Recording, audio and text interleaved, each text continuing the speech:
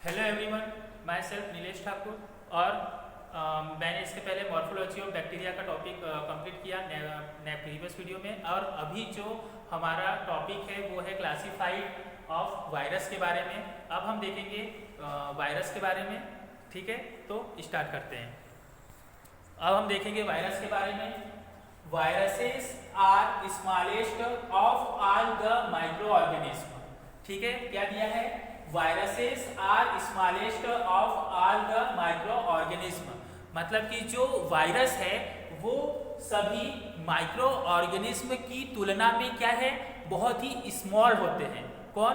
Virus. ठीक है, virus क्या है कि जितने भी माइक्रो ऑर्गेनिज्म है, ऑल द माइक्रो ऑर्गेनिज्म, जितने भी माइक्रो ऑर्गेनिज्म है उन सभी की तुलना में क्या है, वायरस बहुत स्मॉल होते हैं, बहुत छोटे होते हैं। They are ultra microscope and filtrable, है ना। तो क्या दिया है कि they are ultra microscope and filtrable, मतलब कि जो अल्ट्रा माइक्रोस्कोप और फिल्टर हो जाते हैं उन सभी माइक्रोस्कोप की तुलना में कौन? वायरस क्या है, सबसे स्मॉल माइक्रो ऑर्गेनिज्म है। All species are strictly parasitic. ठीक है, क्या दिया है?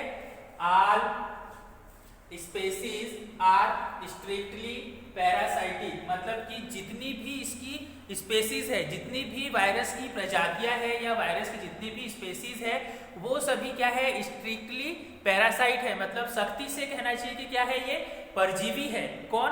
वायरस की स्पेसीज।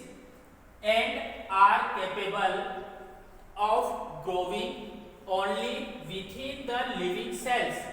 ठीक है, आप ये कैपेबल है, मतलब ये ग्रोथ तो करेंगे। कौन? वायरस। वायरस ग्रोथ करते हैं, है ना, सबसे स्मॉल होते हैं सभी माइक्रो ऑर्गेनिज्म की तुलना में। कौन से माइक्रो ऑर्गेनिज्म? जो अल्ट्रा माइक्रोस्कोप और फिल्ट्रेबल हो जाते हैं उन सभी माइक्रोस्कोप की तुलना में कौन छोटे हैं? वायरस छोटे हैं। और ये क्या है, स्ट्रिक्टली पैरासाइट होते हैं, मतलब सख्ती से परजीवी होते हैं। लेकिन ये ग्रोथ करते हैं, कैपेबली इनमें भी ग्रोथ होती है, लेकिन कहां पर ग्रोथ होती है? Only within the living cell, मतलब कि केवल ये क्या करते हैं, लिविंग सेल्स, मतलब जीवित कोशिकाओं के अंदर ही ये वायरस पाए जाते हैं। वहां पर लिविंग सेल्स के अंदर ही वायरस क्या करते हैं, ग्रोथ करते हैं। ऑफ एन एप्रोप्राइटिक एनिमल, प्लांट और बैक्टीरियल होस्ट। अब लिविंग सेल्स के अंदर ग्रोथ करते हैं कौन? वायरस। तो कहां कहां वायरस ग्रोथ करते हैं? एनिमल के अंदर ग्रोथ करते हैं, है ना, प्लांट के अंदर ग्रोथ करते हैं, और बैक्टीरियल होस्ट। ठीक है, बैक्टीरियल होस्ट के अंदर भी क्या करते हैं, ये वायरस ग्रोथ करते हैं।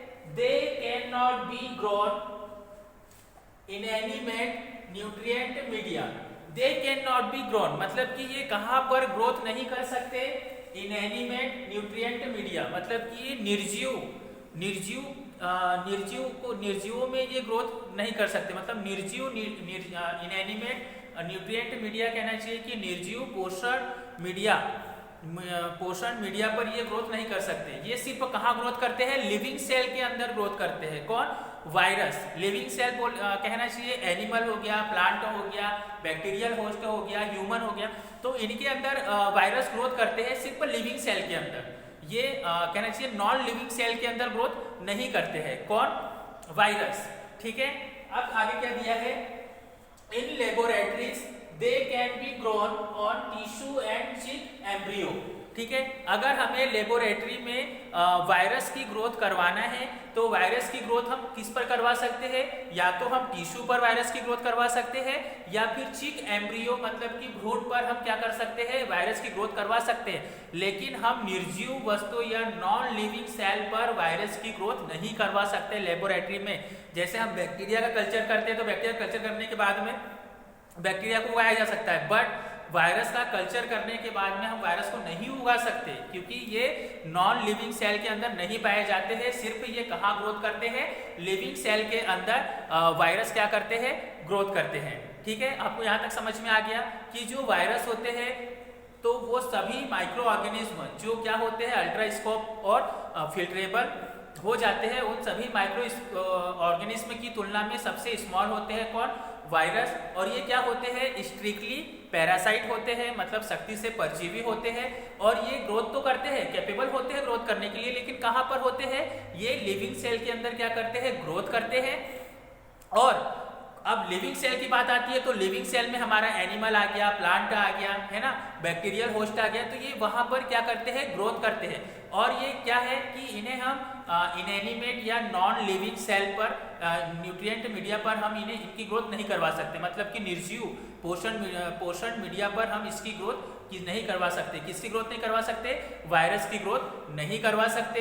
एंड अब हमें यदि वायरस की ग्रोथ करवाना है लेबोरेटरी में, तो लेबोरेटरी में हम वायरस की ग्रोथ कैसे करवाएंगे, या तो हम टिश्यू पर वायरस की ग्रोथ करवाएंगे, या तो जो चिक एम्ब्रियो है ना, जो भ्रूण है, हम उस पर किसकी ग्रोथ करवाते हैं, वायरस की ग्रोथ करवाते हैं। ठीक है, अब हम आगे देखेंगे कि कौन सा वायरस कौन सी डिसीज कॉज करता है। ओके, अब हम देखेंगे वायरस को क्लासिफाइड किया गया है उनके ऑर्गन और टिश्यू के बेस पर। ठीक है, तो क्या दिया है, viruses are classified on the basis of organ और टिश्यू अफेक्टेड, मतलब कि टिश्यू और ऑर्गन को प्रभावित करने वाले कारक करने वाले बेस पर किसे क्लासिफाइड किया गया है, वायरस को क्लासिफाइड किया गया है। और अब कौन कौन से वायरस कौन कौन सी डिसीज कॉज करते हैं, अब हम उस बारे में देखेंगे। ठीक है, सबसे पहले हमारा जो वायरस है, जो ग्रुप है, ग्रुप टिश्यू अफेक्टेड और डिसीज, मतलब कि जो वायरस है वो कौन से टिश्यू को अफेक्ट करता है, उसके बाद में फिर कौन सी डिसीज होती है। ठीक है, तो सबसे पहले है हमारा वायरस न्यूमोट्रोपिक। न्यूमोट्रोपिक जो होता है वो किसको अफेक्ट करता है, लंग टिश्यू, मतलब हमारे ये लंग्स को अफेक्ट करता है। कौन, न्यूमोट्रोपिक वायरस जो होता है वो हमारे लंग्स को अफेक्ट करता है। और जब हमारा लंग्स अफेक्ट होता है, उसमें इन्फेक्शन होता है, तो कौन सी डिसीज होती है, वायरल न्यूमोनिया, इन्फ्लुएंजा, है ना। क्या होता है फिर हमें, न्यूमोनिया, इन्फ्लुएंजा होता है, और कॉमन कोल्ड मतलब कि सामान्य बुखार, सामान्य फीवर, है ना, कॉमन कोल्ड, सामान्य फीवर। और कौन सा होता है, न्यूमोनिया, इन्फ्लुएंजा, ये किससे होता है, न्यूमोट्रोपिक। न्यूमोट्रोपिक क्या करता है, हमारे लंग्स टिश्यू को इन्फेक्ट करता है, उस वजह से क्या होता है, न्यूमोनिया, इन्फ्लुएंजा और कॉमन कोल्ड, मतलब कहना चाहिए कि न्यूमोनिया और सामान्य फीवर किसकी वजह से होता है, न्यूमोट्रोपिक की वजह से होता है। अब हमारा सेकंड जो दिया है वो है न्यूरोट्रोपिक। न्यूरोट्रोपिक जो है वायरस, वो किसको अफेक्ट करता है, नर्व, हमारे नर्व सिस्टम को क्या करता है, ये अफेक्ट करता है, नर्व टिश्यू को अफेक्ट करता है। और जब हमारा नर्व टिश्यू अफेक्ट होता है तो कौन सी डिसीज होती है, पोलियो और रेबीज। पोलियो और रेबीज, कौन सी पोलियो और रेबीज डिसीज होती है किसकी वजह से, न्यूरोट्रोपिक वायरस की वजह से, क्योंकि ये क्या करता है, हमारे नर्व टिश्यू को अफेक्ट करता है, उस वजह से क्या होता है, पोलियो और रेबीज। ठीक है, अब हमारा थर्ड है विस्रोट्रोपिक। अब जो विस्रोट्रोपिक है ये क्या करता है, हमारे इंटरनल ऑर्गन को अफेक्ट करने का काम करता है, हमारे अंदर के आंतरिक अंगों को इन्फेक्ट करने का वर्क करता है। और अगर विस्रोट्रोपिक वायरस हमारे इंटरनल ऑर्गन को इन्फेक्ट कर रहा है तो उस वजह से हमें कौन कौन सी मतलब इंटरनल ऑर्गन को कहना चाहिए अफेक्ट कर रहे हैं, तो उस वजह से कौन कौन सी डिसीज होती है, इन्फेक्टिव हिपेटाइटिस, मतलब कि हमारा हिपेटाइटिस को बोलते हैं लीवर। तो जो हमारा लीवर होता है वो हमारा लीवर इन्फेक्ट होता है, किसकी वजह से, विस्रोट्रोपिक, क्योंकि ये एक ऐसा वायरस है जो क्या करता है, इंटरनल ऑर्गन में डिसीज कॉज करता है। इंटरनल ऑर्गन को अंदर ही अंदर, आंतरिक अंगों को अंदर ही अंदर क्या करता है, इन्फेक्शन फैलाता है। इन्फेक्शन जब फैलता है तो उस वजह से कौन सी डिसीज होती है, एक तो हमारा लीवर इन्फेक्ट हो जाता है, और उसके बाद में येलो फीवर, मतलब कि पीला बुखार, है ना, कहना चाहिए आंखें जब पोलियो से आंखें जब पीली हो जाती है, इस टाइप से येलो फीवर। और डेंगू जब होता है, डेंगू भी किसकी वजह से हो रहा है, विस्रोट्रोपिक की वजह से। ये सब क्या करता है, ये वायरस क्या करता है कि ये हमारी इंटरनल ऑर्गन को अंदर ही अंदर डैमेज करता है, उस वजह से हमें इन्फेक्टिव हिपेटाइटिस को लीवर बोलते हैं। ठीक है, इतना याद रखना। अब हमारा है फोर्थ, क्या है, डर्मोट्रोपिक। अब जो डर्मोट्रोपिक है वो क्या करता है, स्किन एंड म्यूकस मेम्ब्रेन। अब ये हमारी स्किन और जो म्यूकस मेम्ब्रेन होती है उसको अफेक्ट करता है, कौन, डर्मोट्रोपिक। और जब हमारी स्किन और म्यूकस मेम्ब्रेन डैमेज होती है या इन्फेक्शन होता है तो उसमें कौन सी डिसीज होती है, मसल्स में डिसीज होती है, और स्मॉल पॉक्स, मतलब कहना चाहिए चेचक और कहना चाहिए मसल्स में डिसीज होती है। ठीक है, तो ये हमारे 4 ग्रुप हमने देखे कि इनकी वजह से कौन कौन सी क्लासिफाइड, मतलब 4 ग्रुप में उनको क्लासिफाइड किया गया और उन्होंने कौन कौन सी डिसीज कॉज की। तो पहला हमने देखा था न्यूमोट्रॉपिक। न्यूमोट्रॉपिक क्या करता है, लंग टिश्यू को अफेक्ट करता है, उस वजह से कौन सी डिसीज होती है, वायरल, न्यूमोनिया, इन्फ्लुएंजा और कॉमन कोल्ड, मतलब सामान्य बुखार होता है। और न्यूरोट्रॉपिक किसको अफेक्ट करता है, हमारे नर्व सिस्टम को या नर्व टिश्यू को अफेक्ट करता है। और जब हमारा नर्व टिश्यू अफेक्ट होता है तो उससे हमें कौन सी डिसीज होती है, पोलियो और रेबीज डिसीज होती है। उसके बाद में हमने थर्ड देखा विसरोट्रॉपिक। जो हमारा विसरोट्रॉपिक होता है ये क्या करता है, हमारे इंटरनल ऑर्गन को अंदर ही अंदर आंतरिक अंगों को इन्फेक्शन फैलाता है। और जब हमारे इंटरनल ऑर्गन इन्फेक्टेड हो जाते हैं तो हमें ये कौन कौन से डिसीज कॉज करता है, इन्फेक्टिव हिपेटाइटिस, मतलब कि ये लीवर में इन्फेक्शन फैला देता है। हिपेटाइटिस मतलब लीवर ही होता है। और येलो फीवर होता है। और डेंगू फीवर भी किसकी वजह से होता है, विसरोट्रॉपिक की वजह से होता है। एंड हमारा जो लास्ट था वो था हमारा डर्मोट्रॉपिक। तो डर्मोट्रॉपिक क्या करता है, ये स्किन एंड म्यूकस मेम्ब्रेन में को अफेक्ट करता है। और जब स्किन और म्यूकस मेम्ब्रेन अफेक्ट होती है तो कौन कौन सी डिसीज कॉज करता है, ये मसल्स और स्मॉल पॉक्स, चेचक जैसे चेचक नाम जैसे डिसीज को ये कॉज करता है, डिसीज फैलाता है। ठीक है, तो ये हुआ हमारा वायरस का क्लासिफाइड। अभी कंप्लीट नहीं हुआ है, अभी हम इसे कंटिन्यू रखेंगे। ठीक है, अब हम देखेंगे nowadays viruses are classified into 2 group, मतलब कि वायरस को अभी कुछ दिनों में क्लासिफाइड किया गया है 2 ग्रुप में, depending on the type of nucleic acid. मतलब कि किस पर डिपेंड करता है, मतलब कि बताया गया है कि वायरस को 2 ग्रुप में बांटा गया है। और जो वायरस है वो किस पे डिपेंड करता है, न्यूक्लिक एसिड के ग्रुप पर डिपेंड करता है, इसलिए उसे वायरस को क्लासिफाइड किया गया है। अब 2 ग्रुप कौन कौन से हैं, राइबोवायरस और डीऑक्सीराइबोवायरस। ठीक है, 2 ग्रुप है, राइबोवायरस और सेकेंड है डीऑक्सीराइबोवायरस। तो जो राइबोवायरस होता है उसमें कौन सा कंटेनिंग होता है, आरएनएएस न्यूक्लिक एसिड। मतलब कि जो राइबोवायरस होता है उसमें कौन सा न्यूक्लिक एसिड पाया जाता है, आरएनए पाया जाता है। और जो डीऑक्सीराइबोवायरस होता है उसमें कौन सा न्यूक्लिक एसिड पाया जाएगा, डीएनए न्यूक्लिक एसिड पाया जाता है। उसके बाद में they may be further classified on the basis of following character, मतलब कि इसे क्लासिफाइड किया गया है। क्लासिफाइड करने के बेस पर इसके 3 कैरेक्टर दिए गए हैं। एक तो स्ट्रैंड्स ऑफ न्यूक्लिक एसिड, इसकी एक चेन होती है न्यूक्लिक एसिड की। स्ट्रैंड्स ऑफ न्यूक्लिक एसिड मतलब इसकी न्यूक्लिक एसिड की क्या होती है, एक चेन होती है। प्रेजेंस ऑफ एनवलप, इसमें एक एनवलप प्रेजेंट होता है, एक लिफाफा प्रेजेंट होता है।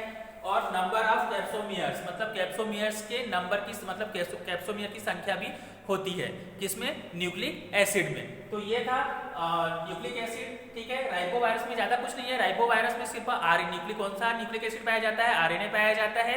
और डीऑक्सीराइबोवायरस में डीएनए न्यूक्लिक एसिड पाया जाता है। और जो इनको मतलब इनके जो कैरेक्टर है वो 3 दिए हुए हैं। पहला स्ट्रैंड न्यूक्लिक एसिड होती है, मतलब एक चेन होती है। प्रेजेंस ऑफ एनवलप, मतलब एक एनवलप होता है और इस टाइप से होती है।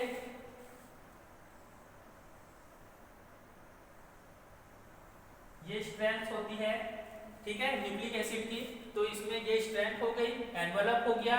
और कैप्सोमियर मतलब इनकी क्या दी होती है, कैप्सोमियर संख्या दी होती है कैप्सोमियर्स की।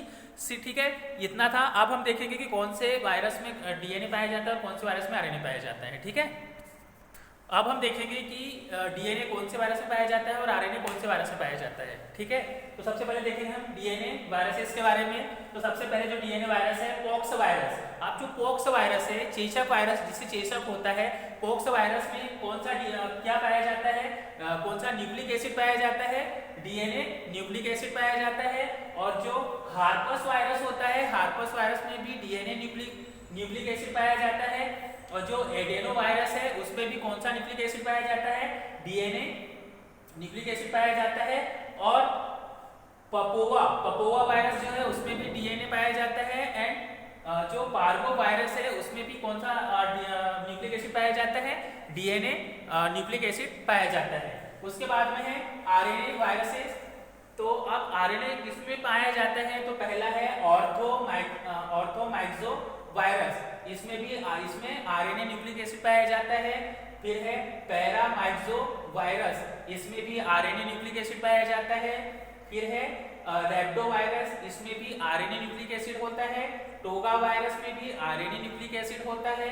एरेना वायरस में भी आरएनए न्यूक्लिक एसिड पाया जाता है। और पिकोरना वायरस में भी आरएनए न्यूक्लिक एसिड पाया जाता है। ल्यूको वायरस में भी आरएनए न्यूक्लिक एसिड पाया जाता है।